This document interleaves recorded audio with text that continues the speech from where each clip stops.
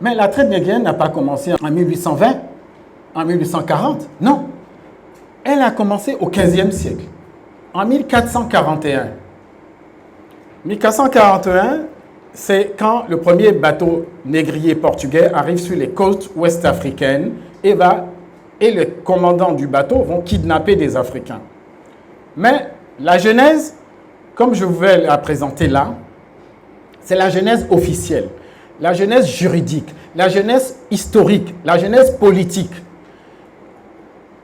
Qu'est-ce qui a fait qu'un jour, des Européens vont prendre leur bateau, venir sur les côtes d'Afrique et prendre des gens et les mettre en esclavage? Comment cela a commencé? Mais ça a commencé en 1454. Par qui? Par le pape Tommaso Parentuşeli, qui a pris le nom de Nicolas V lorsqu'il est devenu pape au Vatican, à Rome.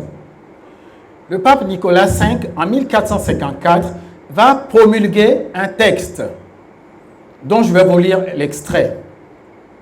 Nous avions jadis, par de précédentes lettres, concédé au roi Alphonse, entre autres choses, la faculté, le roi Alphonse est le roi du Portugal, entre autres choses, la faculté pleine et entière d'attaquer, de conquérir, de vaincre, de réduire et de soumettre. Je répète, le pape dit qu'il a accordé dans une lettre le droit au roi du Portugal, la faculté pleine et entière d'attaquer, de conquérir, de vaincre, de réduire et de soumettre tous les Sarrasins.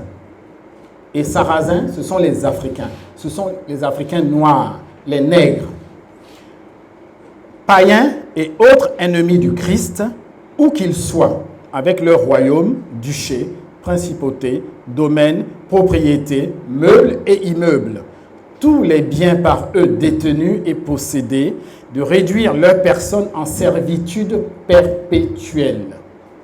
En servitude perpétuelle. De s'attribuer et faire servir à usage et utilité ces 10 royaumes, duchés, comtés, principautés, propriétés, possessions et biens de ces infidèles sarrasins, nègres et païens. Donc vous voyez, ce document est de 1454. On est au milieu du XVe siècle. Et l'application de ce texte, il faut comprendre qu'à l'époque, les royaumes d'Europe étaient pour la plupart catholiques, chrétiens, et que les rois d'Europe dépendaient donc du pape, le chef suprême de l'Église catholique. Et donc, c'est lui qui donnait les autorisations.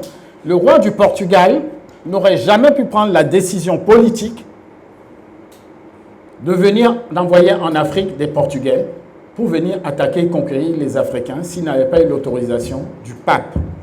Et donc, c'est la sanction officielle, l'autorisation du pape Nicolas V, qui accorde au roi du Portugal cette possibilité d'aller attaquer les peuples africains noirs et de prendre possession de tous leurs biens, meubles et immeubles.